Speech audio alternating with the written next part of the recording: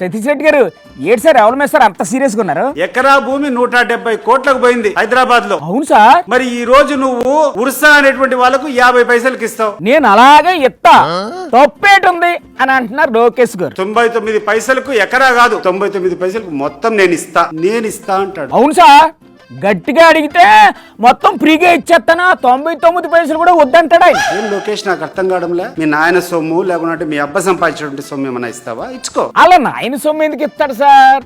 ప్రభుత్వం సొమ్ము కాబట్టి 99 పైసలకే ఇచ్చేస్తాను అంటున్నాడు. 99 పైసలు కావాలంటే 9 పైసలకి ఇచ్చుకో.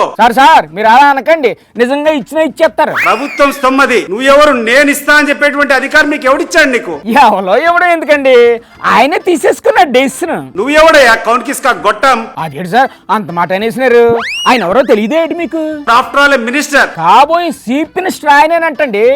ప్రధానమంత్రి రేసులో కూడా ఉన్నారని వార్తలు వస్తున్నాయి సార్. ఏమనుకుంటున్నావు నీ గురించి నాకు అర్థం కావడంలా. ప్రజలకు కూడా ఏటి అర్థం కావట్లేదండి, అందుకే సినిమా చూసినట్టు చూస్తున్నారు అందరూ.